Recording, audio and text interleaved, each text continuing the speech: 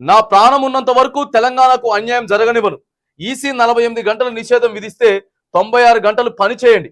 కార్యకర్తలకు పిలిపించినటువంటి కేసీఆర్ అడ్డగోలుగా మాట్లాడిన రేవంత్ పై చర్యలేవి.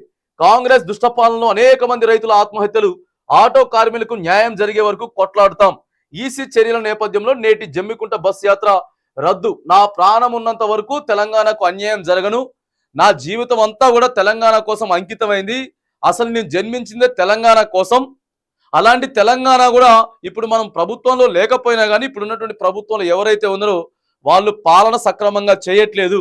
పాలన సక్రమంగా చేయకపోగా గత ప్రభుత్వం మీద నిందలు వేసి గత ప్రభుత్వం చేసినటువంటి కనీసం ఆ పథకాలను కూడా కొనసాగించకుండా వీళ్ళు ఎక్కువ మేనిఫెస్టోలో 6 గ్యారెంటీలు అని చెప్పి వీళ్ళే ఎక్కువ మరి పథకాలని చెప్పి, నేను 1000 ఇస్తా అంటే వాళ్ళు 2000 ఇస్తా అని చెప్పిర్రు, నేను 2000 ఇస్తా అంటే వాళ్ళు 4000 అని చెప్పి అధికారంలోకి వచ్చి ప్రజల్ని తప్పుదో పట్టించి ఏవైతే మాటలు వాగ్దానాలు ఇచ్చారో అవన్నీ కూడా ఇప్పుడు ప్రజలకి మళ్ళీ ఇచ్చేటటువంటి పని చేయకపోగా కనీసం గత ప్రభుత్వంలో వచ్చినటువంటి సంక్షేమ పథకాలు కూడా కరెక్ట్గా అందట్లేదు ప్రజలకి. కాబట్టి నా ప్రాణం ఉన్నంత వరకు నేను తెలంగాణ కోసం కొట్లాడతా, తెలంగాణ కోసం పోరాడతా. నేను తెలంగాణకి అన్యాయం జరిగితే చూస్తూ ఊకోనని చెప్పి మరి కేసీఆర్ అయితే మొన్న జరిగినటువంటి మహబాద్ అక్కడ సభలో మాట్లాడుతూ ఉండు, మహిబాద్ సభలో మాట్లాడుతూ ఉండు. నిన్న జరిగినటువంటి మహిబాద్లో మరి ఏమైంది? 48 గంటల పాటు ఈసీ మన మీద నిషేధం, ఎటువంటి ప్రచారాలు చేసుకోవద్దు, ఎక్కడ ఎటువంటి కార్యక్రమాలు నిర్వహించొద్దు అని చెప్పి ఎన్నికల సంఘం మనకి నోటీసులు ఇచ్చింది.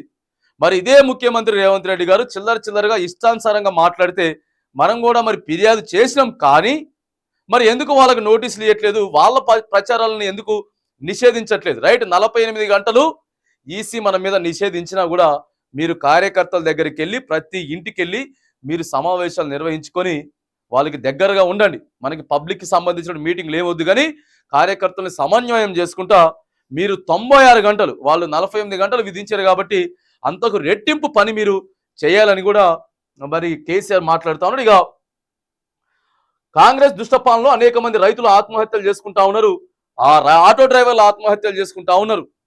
ఫ్రీ బస్ తీసుకొచ్చినటువంటి పేరుతోటి ఆటో డ్రైవర్లకి భరోసా ఇవ్వకుండా కనీసం వాళ్ళని అందరినీ కూర్చోబెట్టి ఒక మీటింగ్ నిర్వహించకుండా వాళ్ళకి కూర్చోబెట్టి సమావేశం నిర్వహించి అట్లా కాదు, మీరు ఎంతమంది ఉన్నారు లిస్ట్ జాబితా తయారు చేయండి, మీకు ఇంత కాకపోతే ఇక ఇంత ఇస్తాం, మనం మహిళలకు ఫ్రీ బస్ ఇస్తామని చెప్పినాం కాబట్టి ఇచ్చినాం అనేటటువంటి ప్రక్రియ చేయకపోగా ఇటు ఒక పక్క ఫ్రీ బస్సు వల్ల కూడా ఎంతో ఇబ్బందులు పడతా ఉంటే మహిళలు మరి ఆటో డ్రైవర్లు కూడా వీళ్ళు తెచ్చిన ఫ్రీ బస్ వల్ల ఆత్మహత్యలు చేసుకుంటా ఉన్నటువంటి వార్త కూడా ఇగో మనకి ఇక్కడ మరి కేసీఆర్ మాట్లాడుతూ ఉన్నాడు.